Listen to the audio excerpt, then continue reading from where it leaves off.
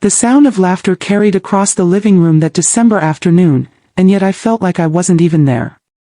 My son Mark and his wife Candace had gathered everyone for our traditional holiday photo, the one we'd taken every year since Mark was a boy. When the pictures were posted online the next morning, I noticed something.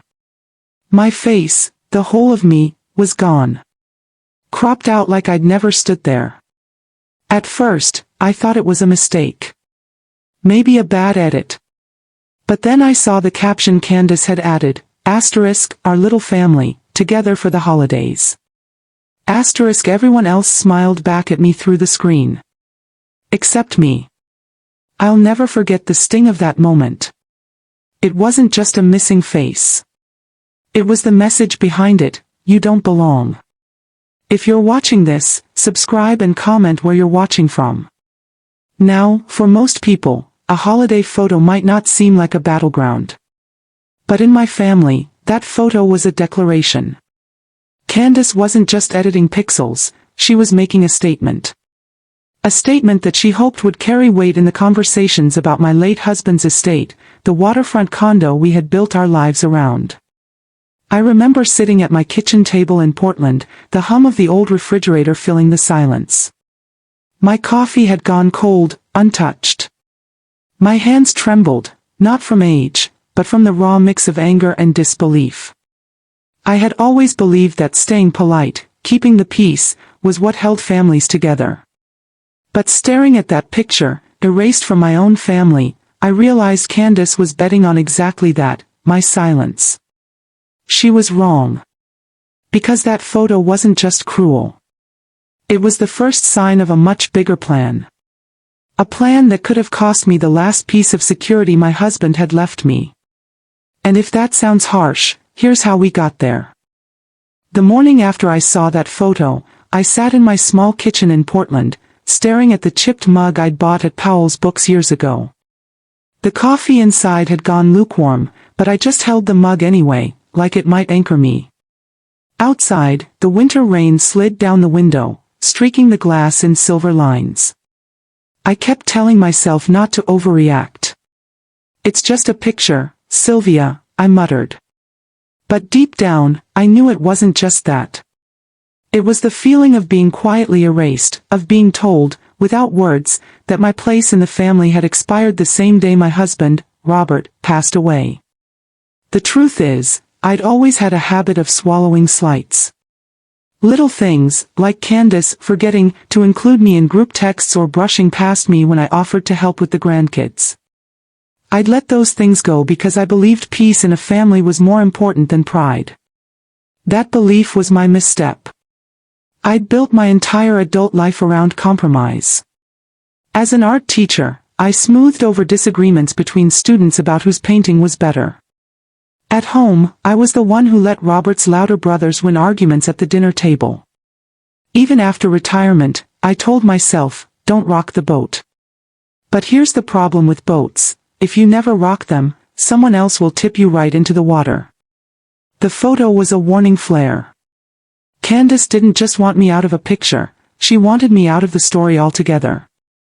And when I thought about the family condo Robert and I had invested in, the one overlooking the Willamette River, the place we dreamed our grandchildren would enjoy, I felt a new kind of chill.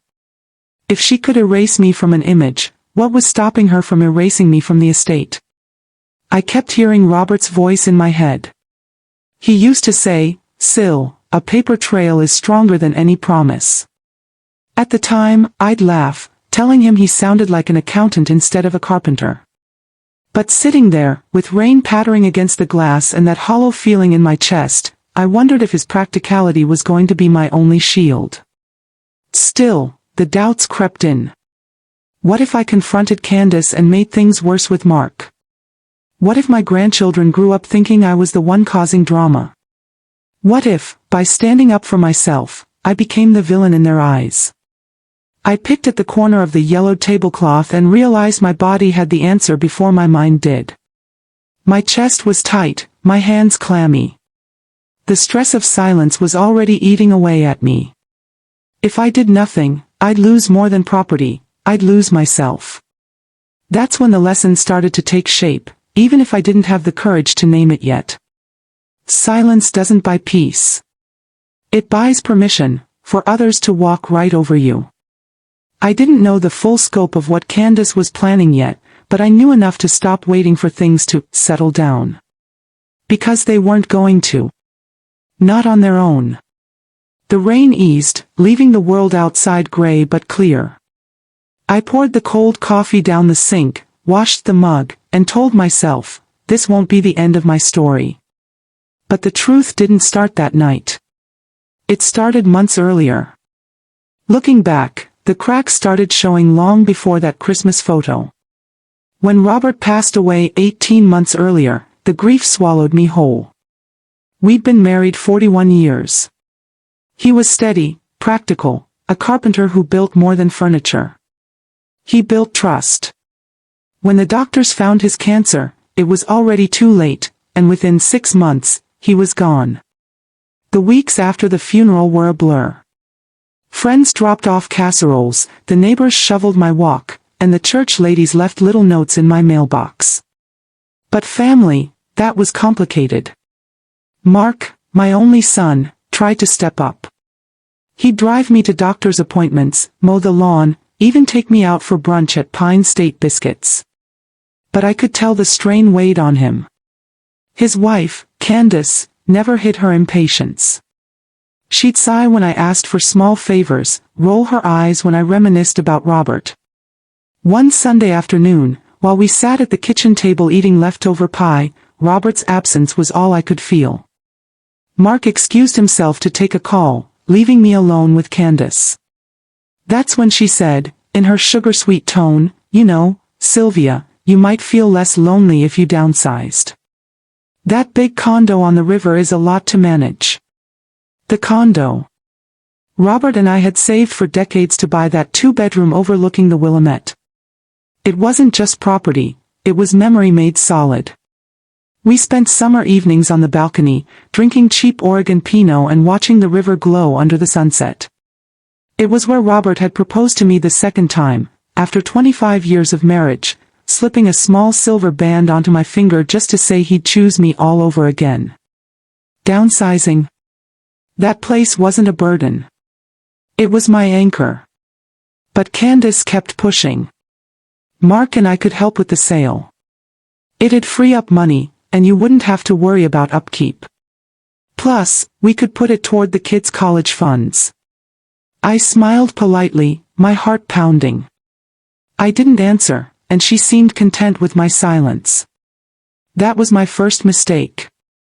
Months later, while sorting through Robert's old filing cabinet, I came across a manila folder labeled Deed, TOD. I flipped it open and blinked. Robert had filed a transfer on death deed, naming me the sole beneficiary of the condo. My name was written clearly, notarized and recorded with Multnomah County.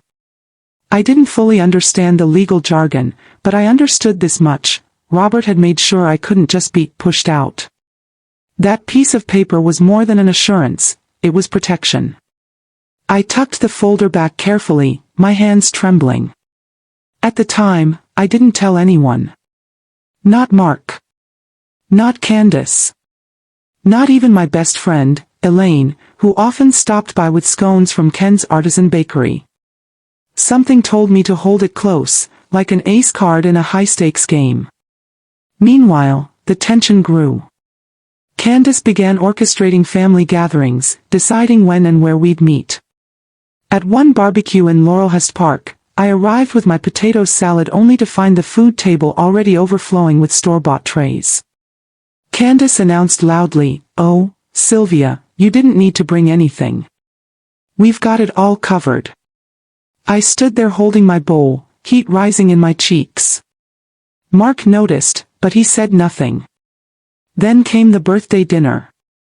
My granddaughter, Emily, turned 10, and I showed up with a scrapbook I'd spent weeks making, photos of her at every age, hand-lettered notes along the margins. Emily loved it, her little fingers flipping through the pages. But when I glanced at Candace, her smile was tight, her eyes sharp. Later that night, I overheard her whispering to Mark in the kitchen, "Your mom's always trying to make it about her." I slipped out before dessert, my heart heavier than I wanted to admit. Looking back, those moments were seeds. Small cruelties that hinted at something bigger. I thought I was keeping peace by staying quiet, but all I was doing was giving Candace room to expand her reach. And she did. By the fall, rumors started swirling. My cousin Lila called one evening and asked, "Are you really thinking about selling the condo?" Candace mentioned it at church.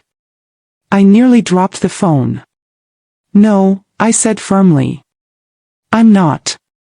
But the damage was done. If Candace was speaking that boldly in public, she wasn't just dreaming aloud. She was planting the idea in people's minds, making it seem like a decision already in motion. That's when I knew. This wasn't about family harmony. This was about control. Which brings us to the plan I should have made sooner. The moment I realized Candace was whispering about selling the condo as though it were already hers, something hardened inside me. I wasn't just a grieving widow anymore. I was a woman being maneuvered, cornered, and underestimated. For most of my life, I'd believed dignity meant stepping back, letting others have their way, and keeping the peace. But in that season of my life, 68 years old, with laugh lines deepened by grief, I discovered that dignity also meant refusing to be erased. I began watching Candace carefully, like an artist studying negative space. She didn't confront me directly, she laid groundwork. A slip of information here, a half-truth there.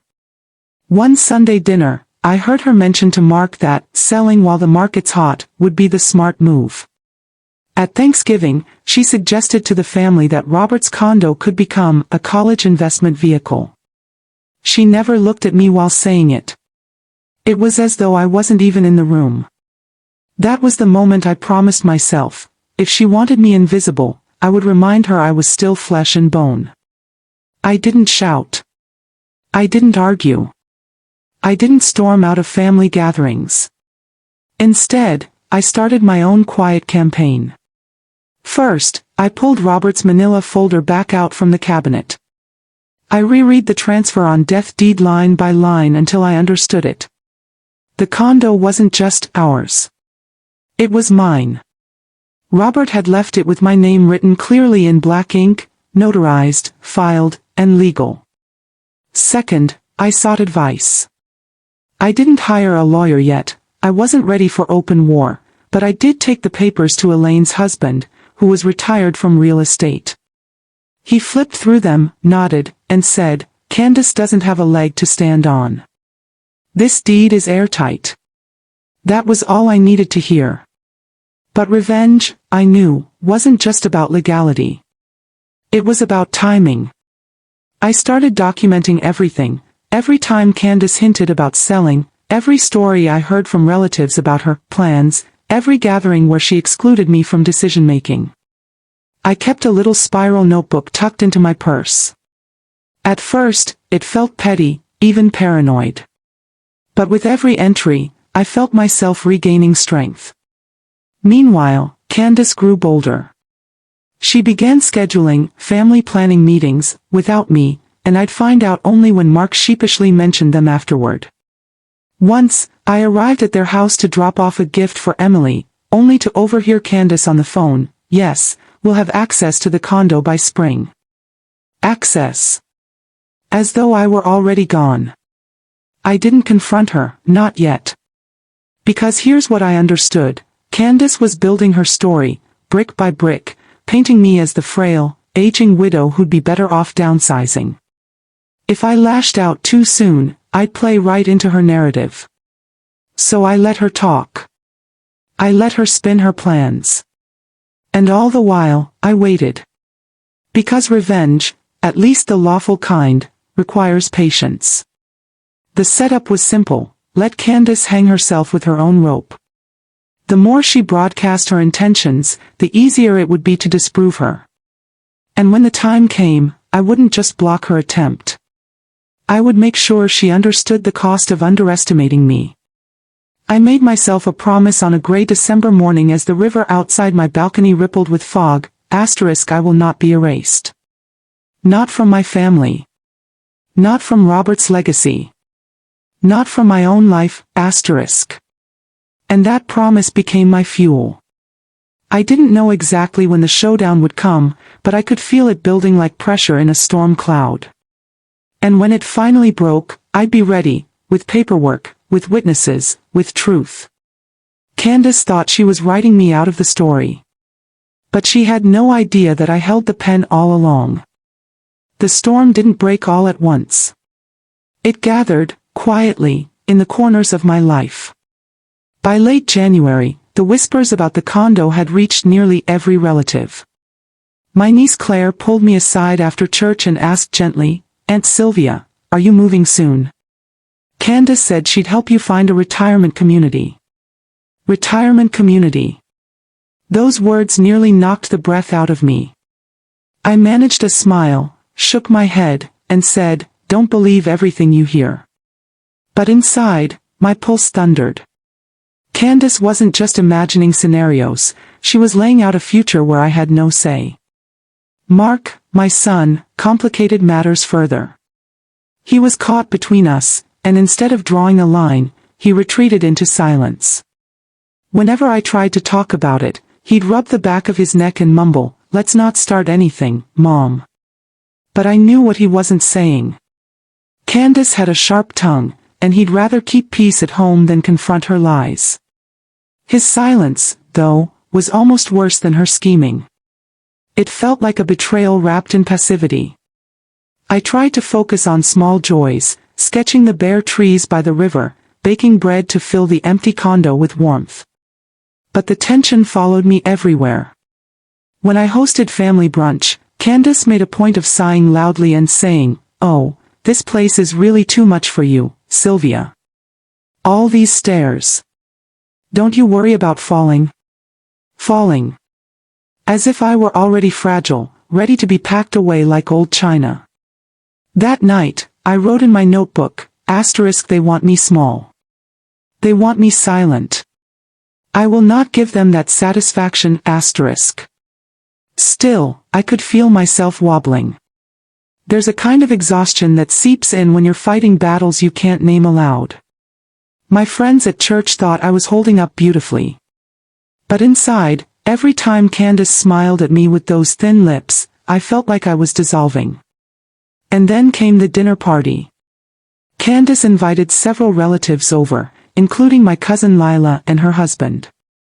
I hadn't planned to attend, but Mark begged me, saying, "Please, Mom, just come. For the family." So I went, wearing my navy cardigan and clutching a bottle of Robert's favorite Pinot. At first, the evening was harmless, chatter about the weather, the kids, someone's new job. But then Candace raised her glass and said, loud enough for everyone to hear, "Here's to new beginnings. By summer, we'll finally have the condo settled, and the kids can start dreaming about college without worry." The room went still. Every eye turned toward me. I sat frozen, my wine glass halfway to my lips. My cousin Lila's brow furrowed. My nephew shifted uncomfortably. And Mark? He stared at his plate, saying nothing.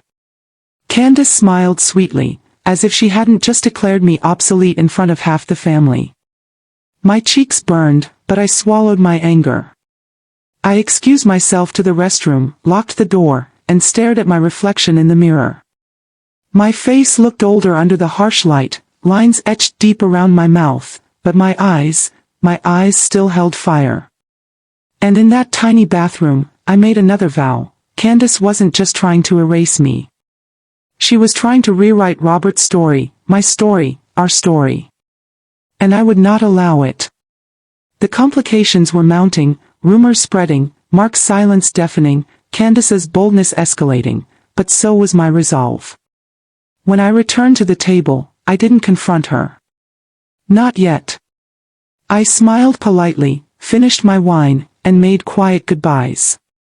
Because now I understood something vital. Candace thought she was orchestrating the narrative. But she didn't realize I'd already been preparing my own ending, backed by ink, seal, and law.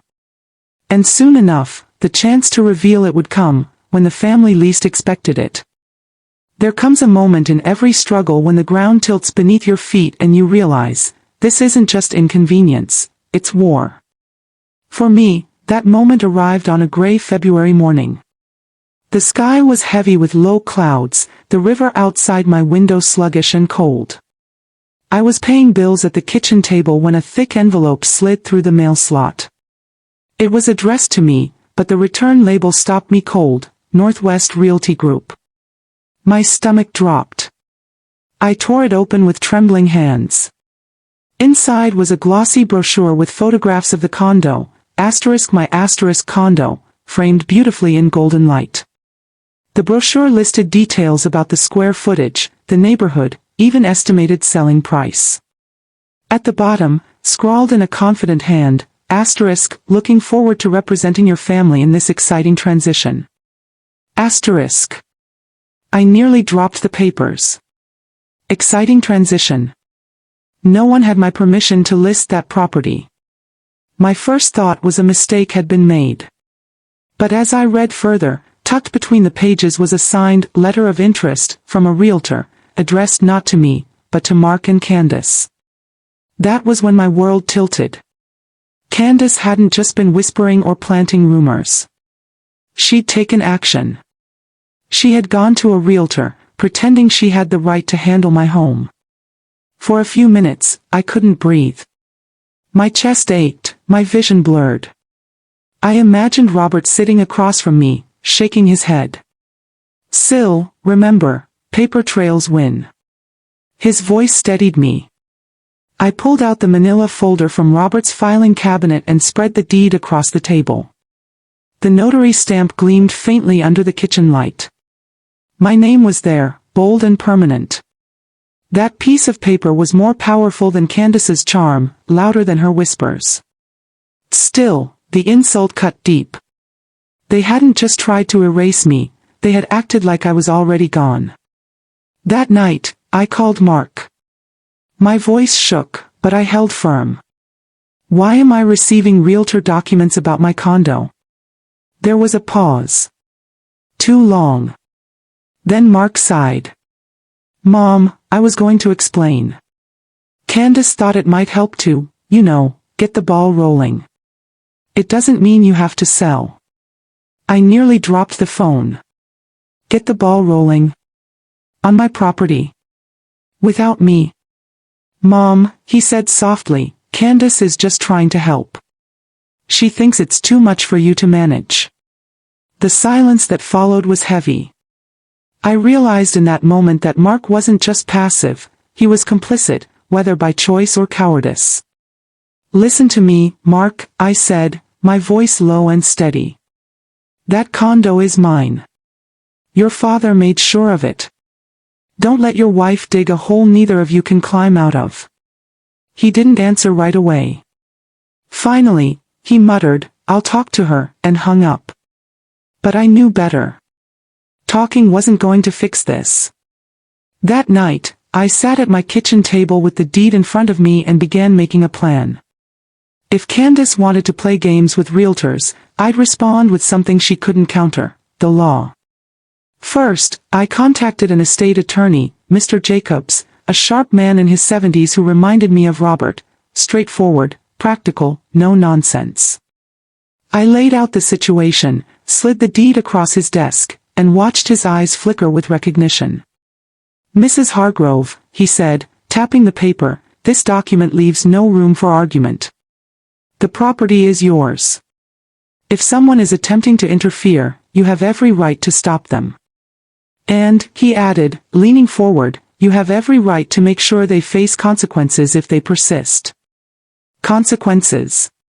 The word filled me with a strange comfort. Second, I began preparing my evidence. I gathered the realtor brochure, printed out text messages from relatives mentioning Candace's claims, and even jotted down the toast she made at that dinner party.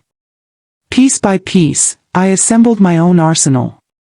And third, I waited. Because I knew Candace. She wouldn't stop at one attempt. She'd push further, assuming I was too weak, too tired, too old to fight back. The midpoint of my story wasn't about resignation, it was about awakening. For the first time in years, I felt my spine straighten, my pulse steady, my voice sharpen. I wasn't just protecting a property. I was defending my place in the family, my dignity, my memories with Robert. Candace thought she had written me off the page. What she didn't realize was that I had just turned it, and on the next one, I was holding the pen. The moment I left Mr. Jacobs's office with his calm assurance echoing in my ears, I knew I wasn't going to sit quietly anymore. For too long, I'd let Candace speak for me, about me, and over me. Now, I had the law at my back and Robert's foresight in my hands. It was time to act. But execution, I reminded myself, had to be quiet, at least at first. Candace thrived on appearances. She wanted me flustered, reactive, stumbling into a fight she could later twist into Sylvia causing drama. I wouldn't give her that satisfaction. My plan would be deliberate, precise, and undeniable.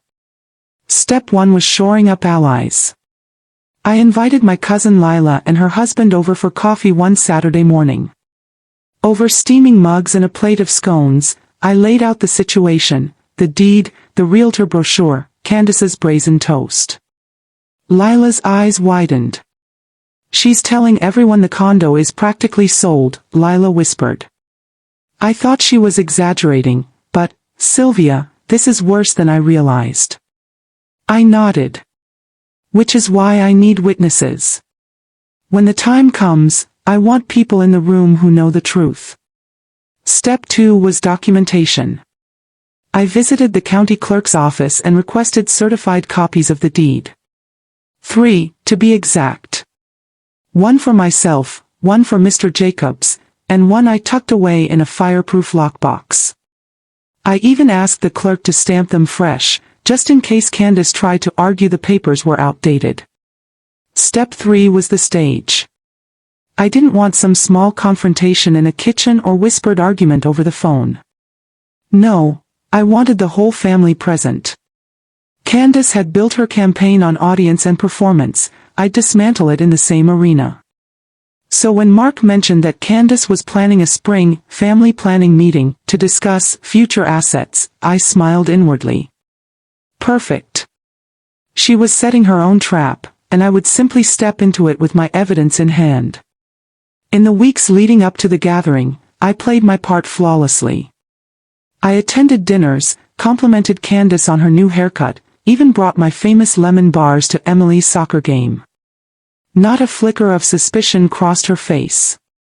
She thought she was winning.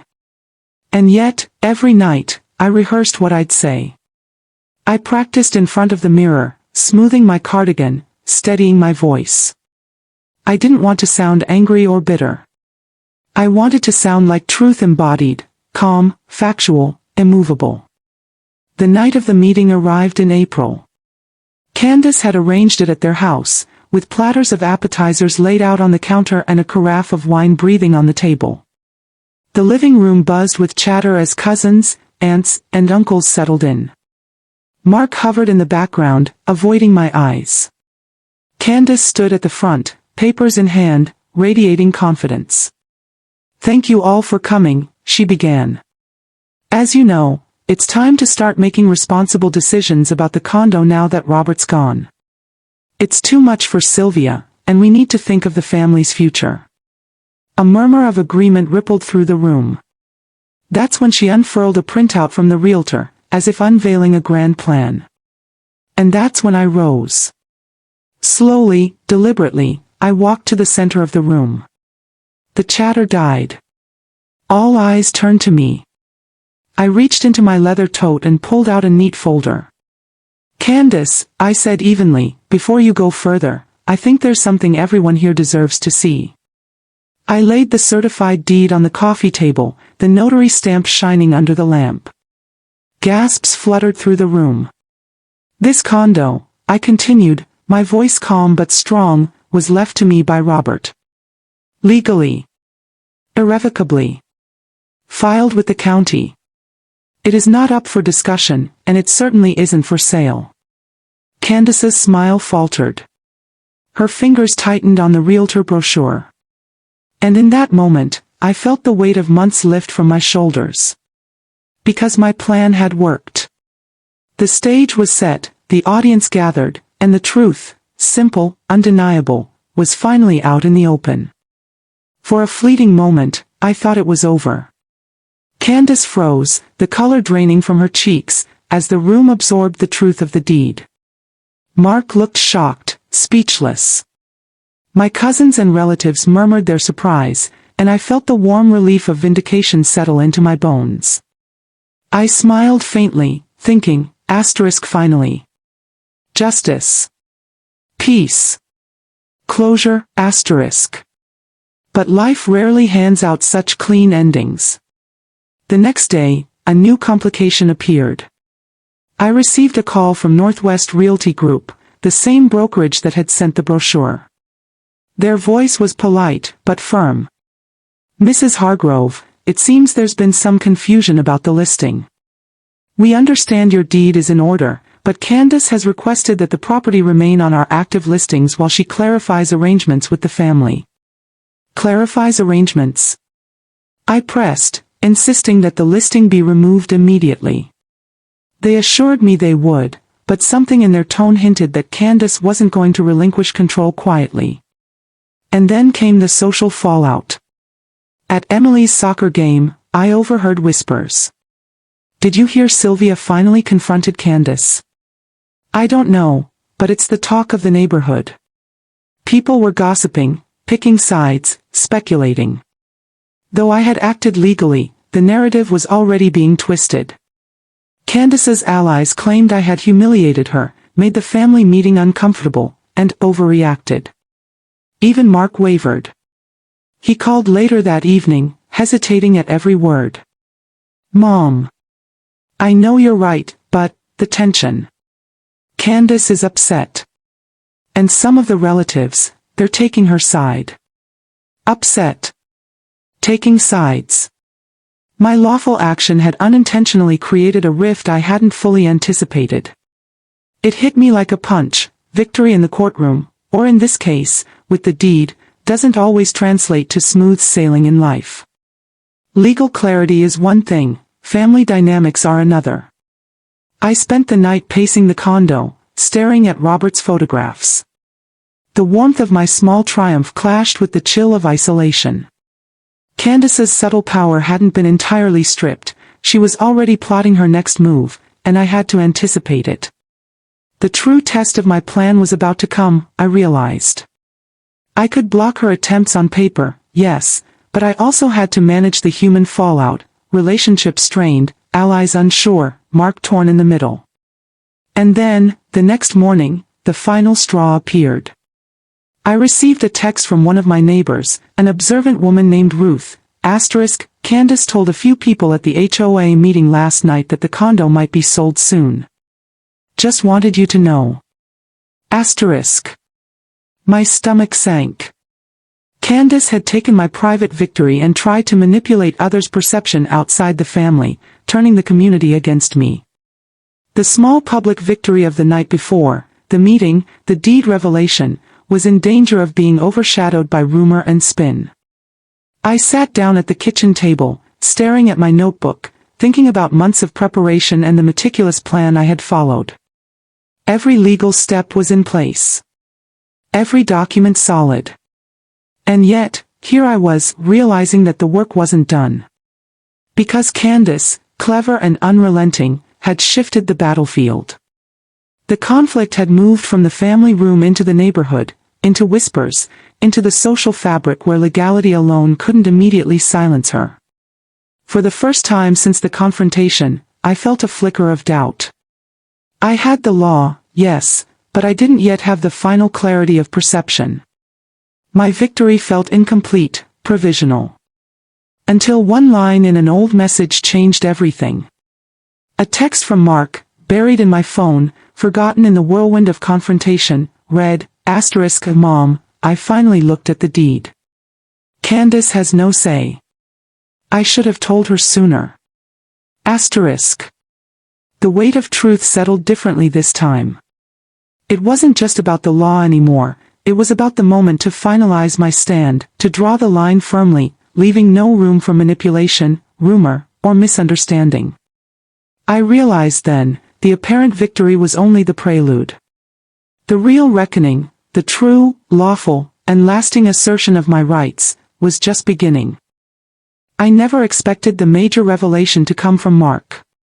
My son had always been cautious, hesitant to confront Candace, wanting to avoid conflict at all costs. But it was his quiet admission that finally shifted the ground beneath all of us. A few days after the meeting at their house, Mark asked to see me alone in the condo's kitchen. The spring sunlight poured in, catching the dust motes in the air.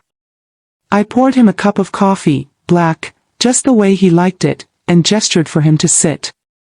"Mom," he began, his fingers nervously drumming on the counter, "I need to tell you the truth about Candace. About why she's been so pushy." I raised an eyebrow, my heart pounding. I expected excuses, maybe gaslighting, perhaps the usual minimization. He took a deep breath. "Candace, she didn't really want the condo for herself. At least, not in the way we thought. She's been trying to secure the property as part of a larger plan, something she thinks will protect Emily and the family finances. She saw the market rising, and she panicked, thinking if she didn't act, the opportunity would vanish. She thought she was helping, even if it looked like she was undermining you." I felt my chest loosen slightly, but the anger didn't disappear. Panic and misjudgment don't justify deceit. "You mean all this, the meetings without me, the realtor, the toasts, the accessed language, was her version of helping?" I asked, voice tight but calm. "Yes," Mark said, nodding. "But she should have come to you first. She never considered that you would actually enforce your rights.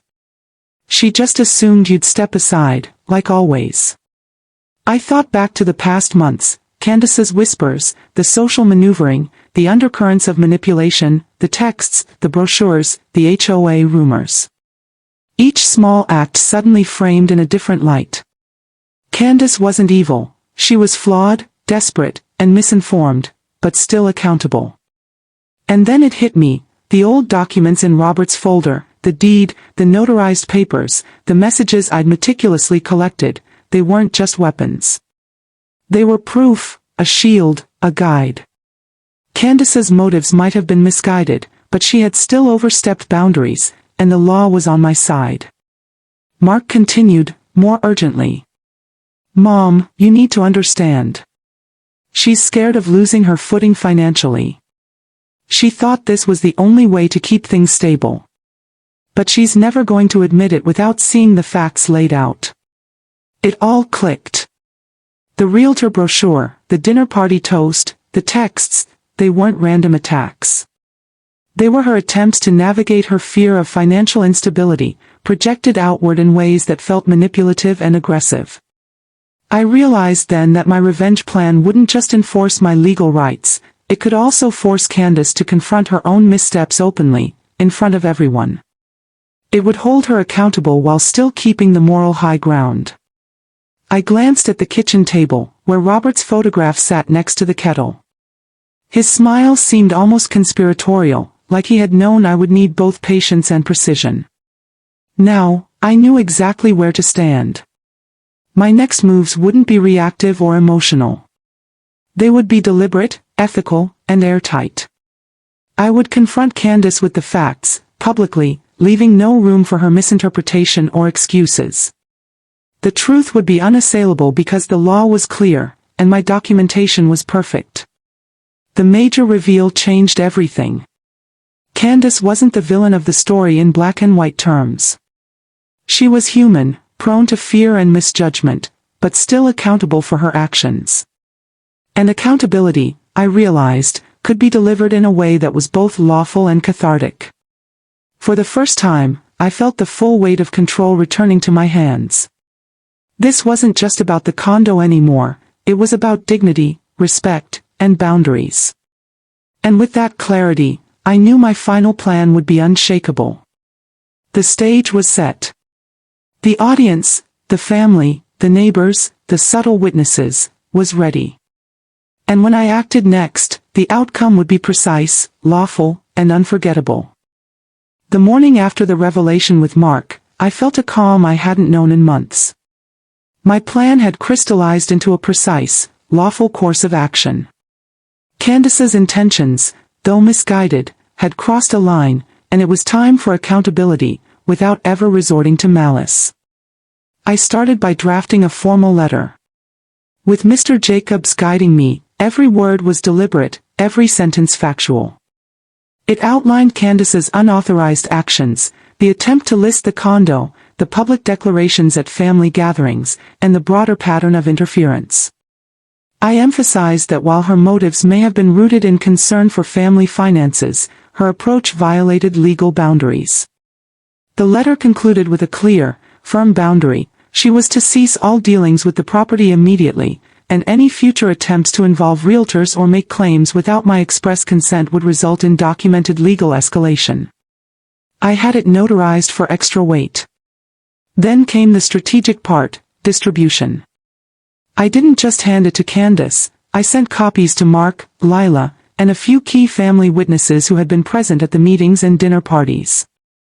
I even forwarded a version to Northwest Realty Group, clearly instructing them to recognize me as the sole authority over the condo and to remove Candace from any and all communications. The next step was subtle but effective.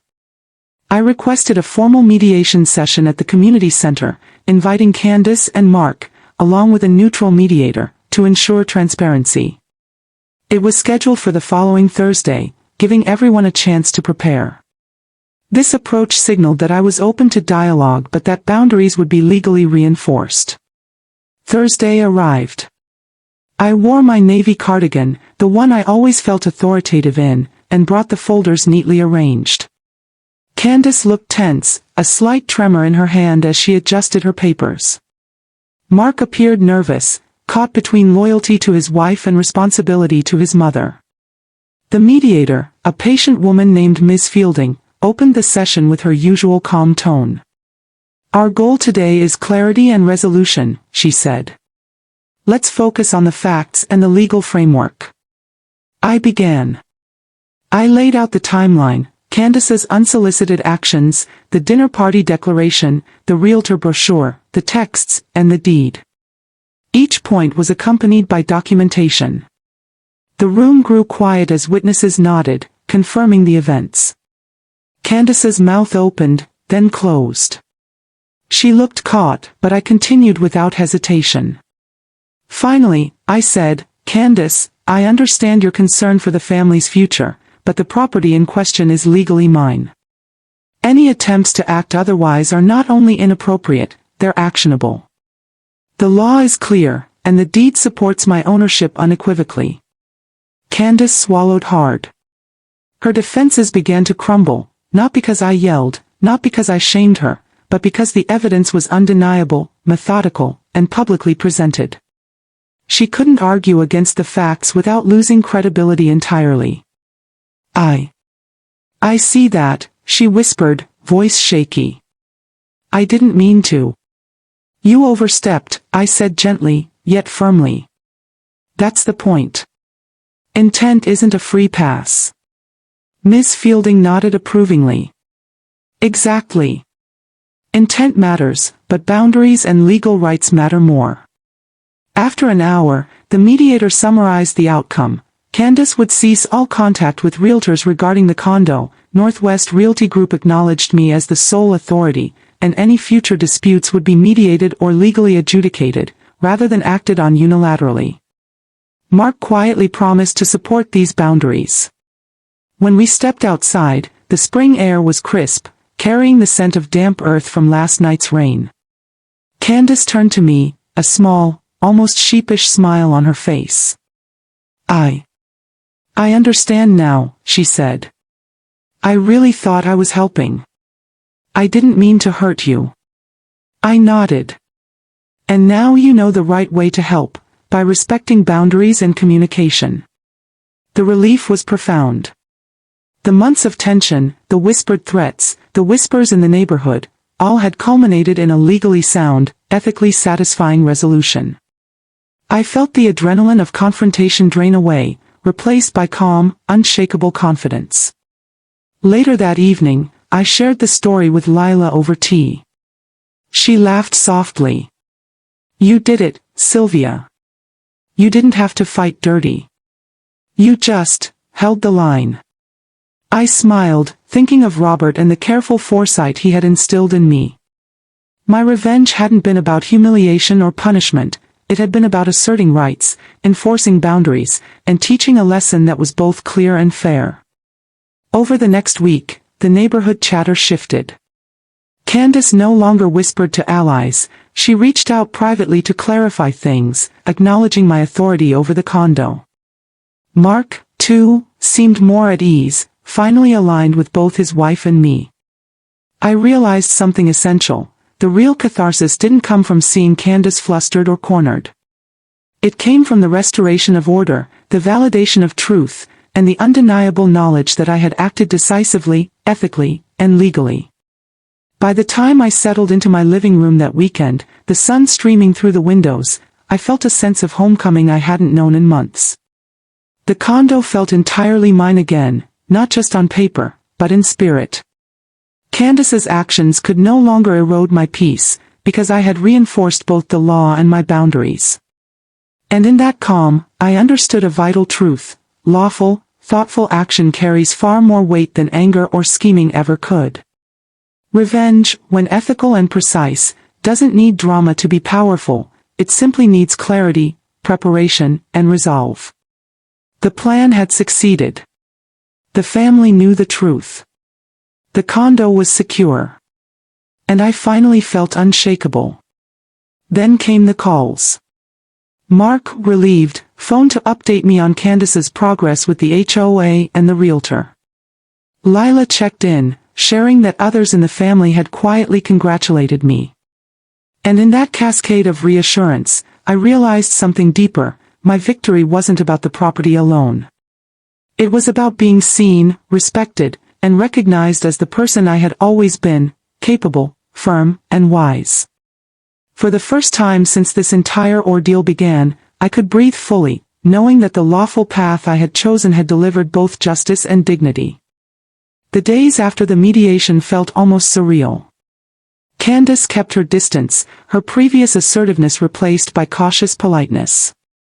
Mark seemed lighter, no longer tiptoeing around conflicts, and even the neighbors noticed the shift.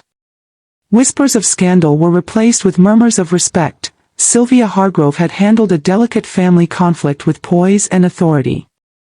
At the HOA meeting that Thursday, I received a nod from the chairwoman, Mrs. Kimball, who had been subtly observing the condo situation. "Thank you for clarifying your ownership," she said quietly. "It makes future communications much easier." I felt a flush of relief. Official recognition in writing and in community records reinforced the legality I had fought so hard to assert. Candace, surprisingly, approached me later that week with a small box of cookies, her eyes sincere. "I want to apologize again," she said, voice quiet. "I misjudged everything. I understand the boundaries now." I nodded, accepting the gesture. It wasn't about revenge anymore, it was about restoring civility. Holding grudges would have poisoned the family further. Instead, I offered her a smile and a simple, firm boundary: "Thank you, Candace. Let's move forward respectfully. That's all I ask." Even Mark seemed transformed. He openly acknowledged the tension he had felt being caught in the middle, and he promised to advocate for transparency in future family matters. For the first time in years, I felt like our family could breathe without unspoken resentments clouding our interactions. Financially, the condo was safe. Northwest Realty Group confirmed its removal from the active listings. Any future attempt to market or manipulate the property without my consent would now carry the weight of legal repercussions. Socially, the ripple effect was quieter but just as powerful. Relatives who had previously sided with Candace now respected my clarity and diligence. Friends who had been sympathetic reassured me that I had acted correctly, legally, and ethically. I realized that standing firm didn't isolate me, it earned respect, even if it came at the cost of temporary discomfort. And for me personally, the peace was transformative. The months of worry, stress, and subtle humiliation were behind me. I could finally sit in my kitchen with a cup of coffee, the morning sun spilling across the countertops, and feel the calm certainty that I had not only protected what was rightfully mine but had also restored balance in a measured, principled way. The stakes had been high, the emotional cost significant, but the consequences, measured, lawful, and just, confirmed that patience, preparation, and ethical action could achieve results no impulsive reaction ever could. Just when I thought the storm had passed, a subtle twist reminded me that life loves to test even the most carefully laid plans. It started with a phone call from Ruth, my neighbor and informal watchdog of the community. "Sylvia, you might want to know. Candace mentioned she's thinking of volunteering to help with the neighborhood charity fundraiser. She wants to show she's contributing positively now." At first, I thought, well, that's harmless enough, but the second call, from Mark, made me pause. "Mom." I didn't think she'd actually try to leverage the fundraiser to get people on her side, he said cautiously. "She's subtle. Candace wants goodwill credits. She's hoping the neighborhood will see her as the victim again." A twist indeed, but not malicious. It wasn't a new attempt to claim the condo or manipulate our family directly. Candace was trying to rebuild her image, and while her motives were self-serving, she wasn't violating boundaries. I realized the first twist had a companion, the wild card of human perception. While legal rights were mine and enforcement was clear, public opinion could still sway subtle dynamics. Candace could try to spin sympathy, even now. So, I decided to act preemptively, but lawfully, calmly, and strategically. I reached out to the charity board. Nothing aggressive, no accusations. Just clarity, my ownership of the condo and my expectation that family references, if involved in any fundraising materials, reflect truthfully.